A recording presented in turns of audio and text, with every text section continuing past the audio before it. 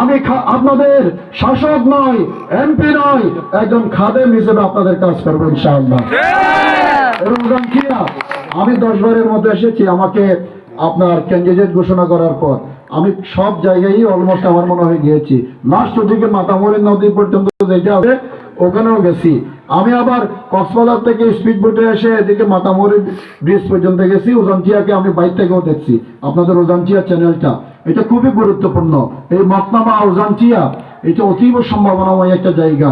এটা একটা বন্দর হইতে পারে, আপনার মাতার বাড়ি বন্দরের এক্সটেনশন এটা হইতে পারে, এটা পর্যটন এলাকা হইতে পারে, অনেক অর্থনৈতিক সম্ভাবনা এই এলাকার।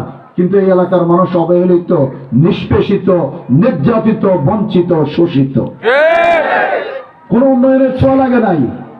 আমাদেরকে একবার দেখেন, আমরা ইনশাআল্লাহ যে ইউনিয়নগুলো পিছিয়ে আছে এগুলিকে প্রায়োরিটি বেসিসে আমরা এগিয়ে নিয়ে আসবো ইনশাআল্লাহ।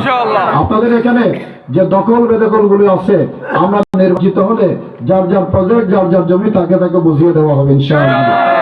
আপনাদের লবণের ন্যায্য মূল্য নাই, লবণ চাষিরা আজকে ক্ষতিগ্রস্ত। আমরা জামাত ক্ষমতায় গেলে লবণ আমদানি বন্ধ হবে ইনশাআল্লাহ। সরকার, অন্তর্বর্তীকালীন সরকার 100 মেট্রিক টন আপনার লবণ আমদানির একটা উদ্যোগ নিয়েছিল। এইটা আমাদের নেতৃবৃন্দ জাতীয়ভাবে ভূমিকা রেখে এইটাকে স্টপ করেছে। আর জামাত যদি ক্ষমতায় যায়, চূড়ান্ত ভাবে আমরা লবণ আমদানি বন্ধ করব। লবণ শিল্পকে ডেভেলপ করার জন্য সরকারের পক্ষ থেকে প্রণোদনা দেওয়া হবে, লবণ চাষিরা ন্যায্য মূল্য পাবে এবং আপনার লবণ দেশের চাহিদা মিটিয়ে বিদেশে এক্সপোর্ট করার মতো পর্যায়ে যাবে ইনশাআল্লাহ। সম্মানিত ভাইয়েরা, আজি আর লবণ চালাতে বুদ্ধি হবে ওগুলো চাঁদা দিয়া করে।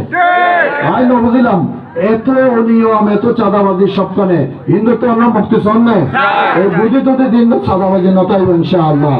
আর শোন একবার, আর মানুষের সাথে আচরণে ব্যবহারে ভদ্র, কিন্তু চকরিয়া পেকুয়াবাসীর অধিকার আদায়ের জন্য বজ্র কণ্ঠে বলিষ্ঠভাবে জীবন দিয়ে সবখানে ভূমিকা রাখবো ইনশাআল্লাহ। সম্মানিত ভাইরা, আজকে আপনাদের এখানে আরো অনেক সমস্যা। আপনাদের সমস্যাগুলো বলতে গেলে আপনার আমারও খারাপ লাগে। 5 নম্বর ওয়ার্ডে ফরেস্টের উচ্ছেদ করতে আসছিল, তারপরে আমাদের ওয়ার্ড সভাপতি সহ নেতৃবৃন্দ সেখানে সামনে ভূমিকা রাখছে কিনা? আমাদের 5 নম্বর ওয়ার্ডের সবাই সামনে ছিল এবং তখন তারা মামলা করতে চাইছিল। এখানকার নেতৃবৃন্দ আমার সাথে যোগাযোগ করছে, আমি কথা বলেছি, ওখানে আমরা জিএফও সহ অফিসারদের সাথে কথা বলেছি যে যাদের সুদীর্ঘ সময়ের বসতি তাদেরকে আপনারা এভাবে উচ্ছেদ করতে পারেন না, আর তাদের উপর মামলা করলে এটা আমরা মেনে নিব না। আর মামলা করার সাহস পাই না বাজি না ভাই, আয় কিন্তু একদিন ভূমিকা রাখি ইনশাআল্লাহ। এই উজানচিয়া আর আছে খুব সম্ভাবনাময় এখানে এলাকা মনে হয়। 5 নম্বর ওয়ার্ডের রাস্তা হবো নাকি হলে সাদা দই দাদা হামনর যাই হোক ইন হরেছে না তাইব। আর ইলেকশন অল্প দিন আছে, সারা বাংলাদেশত গণজোয়ার তৈরি হইয়ে ফন্ডে গান গালে নন হাওয়ার দিক বদলে গিয়ে হ্যাঁ, অন্ধকার জগতের রাজাদের জানিয়ে দাও হাওয়ার দিক বদলে গেছে। গানন ফুন্দন দেয় বাতাসের গতি চেঞ্জ হয়ে গিয়ে ওই কিনা আজকে মুখে মুখে সব দেখেছি বারবার।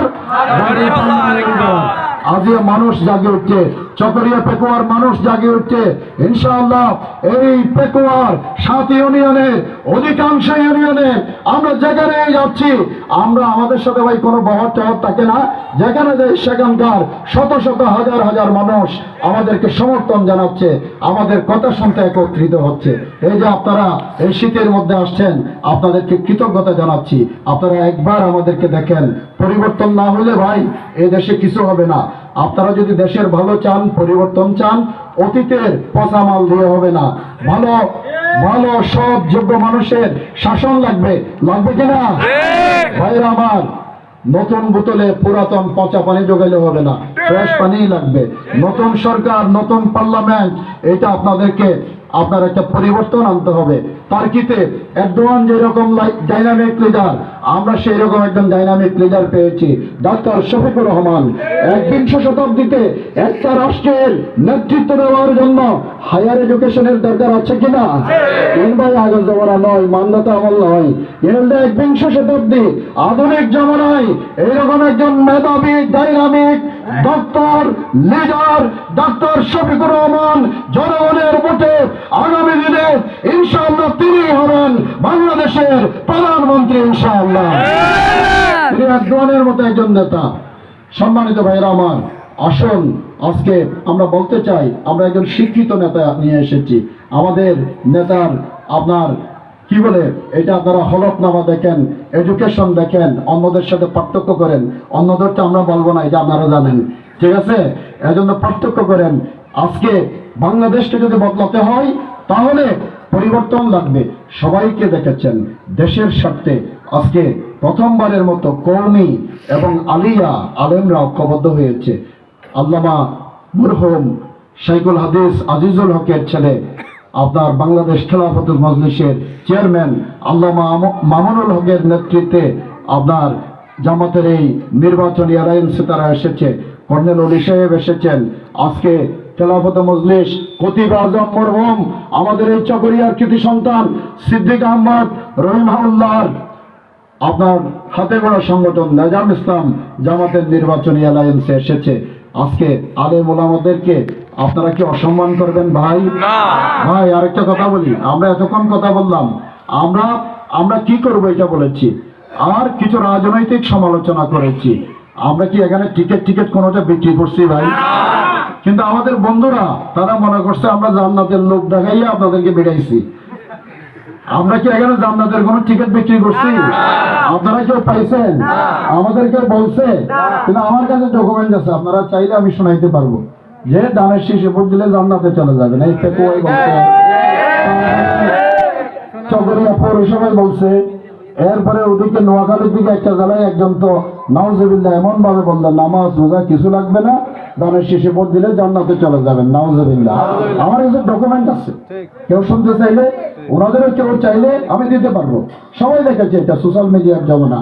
তো আমরা সারা বছর ইসলামের কথা বলি, আমরা ইসলামকে দুনিয়াবী পরকালীন মুক্তির একমাত্র পথ হিসেবে জানি। ইসলামের অনুসরণ করলে আপনি দুনিয়াতেও আল্লাহর রহমত বরকত পাবেন, পরকালেও পাবেন। এটা তো কমন কথা, এখানে জান্নাত বিক্রির কিছু আছে? আমরা ইসলামী আদর্শ অনুসরণ করলে, আল্লাহর দেওয়া পথে চললে দুনিয়াবী এবং পরকালীন মুক্তি আল্লাহ রাব্বুল আলামিন আমাদেরকে দিবেন। আমরা এইটুকু কথা বলি, এটাতে কোনো ভুল আছে ভাই? আলেম ওলামারা বলেন। সম্মানিত ভাইয়েরা, আসুন আমি আপনাদের একজন ভাই, আপনাদের একজন সন্তান। হারবাঙে আমার বাড়ি। আমার বয়স নিয়ে ওনারা অপপ্রচার চালান, ছোট ছেলে। আমার বয়স এখন 48। আর বারাক ওবামা আমেরিকা যুক্তরাষ্ট্রের প্রেসিডেন্ট হয়েছিলেন 47 বছর বয়সে। কয় বছর? আল্লাহ রসুলের নবুয়তের বয়স কত ভাই? 40। আমাদের সম্মানিত সালাউদ্দিন সাহেব তিনি যখন 96 এমপি হয়েছিলেন তখন ওনার বয়স আমার চেয়ে অনেক কম ছিল। 91 আমাদের এনাম ভাই যখন এমপি হয়েছিলেন, অধ্যাপক এনামুল হক মঞ্জু, ওই সময় ওনার বয়স আমার চেয়ে কম ছিল। সো আমি ছোট ছেলে না, আমি অনেক রাজপথে দীর্ঘ সময় লড়াই সংগ্রাম করে আমি হারবাঙে ছাত্র শিবিরের সভাপতির দায়িত্ব পালন করেছি, চকরিয়া কলেজে দায়িত্ব পালন করেছি, চকরিয়া উপজেলার সভাপতি ছিলাম, কক্সবাজার সরকারি কলেজের সভাপতি ছিলাম, কক্সবাজার জেলার সভাপতি ছিলাম। ছাত্র জীবন শেষ করে আমি রাজপথে সবসময় সোচ্চার ছিলাম। আমি কক্সবাজার সিটি জামাতের বর্তমান আমির। কক্সবাজার জেলার রাজনৈতিক নেতাদের বিরুদ্ধে যত মামলা হয়েছে আমি তার মধ্যে নাম্বার 1। কোনো নেতা আমার সমান মামলা খাই নাই। হলফনামা দেখেন দেওয়া আছে, সব ইলেকশনের সময় সব দিতে হয়।